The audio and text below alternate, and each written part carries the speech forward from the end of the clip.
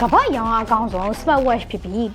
Time Magazine Best Inventions of 2025 ဖြစ်ဖော်ပြခံရတဲ့ Huawei Watch GT6 series အယောင်လေးကလည်းစမ်းပြီး classic design လေးဆိုတော့ဘယ်တော့မှလည်းဆင်ပြေရလေကဲ Huawei Watch GT6 series နဲ့အင်ဂျင်ရဲ့တနစ်တာကိုအထာချချဘယ်လိုဖြတ်တန်းလေးပြမယ်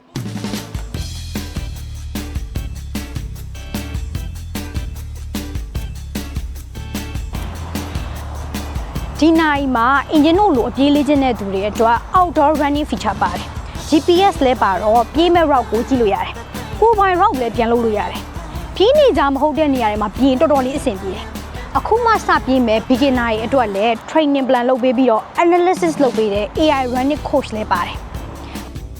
ပြီးတော့ပြေးနေရင်လည်း heart rate ကိုတိုင်းပေးတဲ့ ECG measurement လဲပါတော့ဘယ်စုံမှာပြေးရမလဲဆိုတာချိန်လို့ရတယ်လीအခြား pro level sport တွေဖြစ်တဲ့ cycling golf 40 meter free dive တွေပြင် sport mode ပေါင်း100ကျော်နဲ့ fitness course ပေါင်း200ကျော်ပါလို့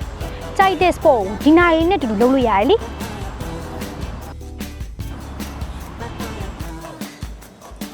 အင်းညတို့လိုအိတ်ချိန်တိုင်းပတ်တဲ့ gamer တွေအတွက်လည်း HRV monitoring နဲ့ science based sleep monitoring system ပါလို့အိတ်ဆက်မှုချိန်တွေနဲ့အိတ်ချိန်တွေကို track လုပ်ပေးနိုင်တယ်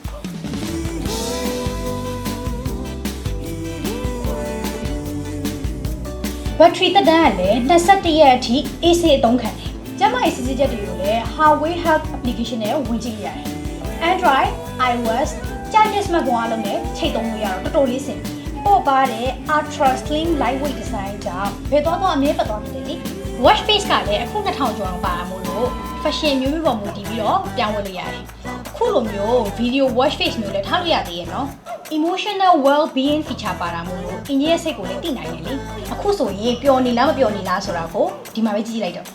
အခုလိုမျိုး fashion လဲကြတယ် battery life ကလည်း21ရက်ထိအောင်ခံတယ် sport feature တွေနဲ့ head monitoring feature တွေပါတယ် Huawei Watch GT6 လေးကတော့အင်ဂျင်အတွက်အကောင်းဆုံး partner လေးပဲပေါ့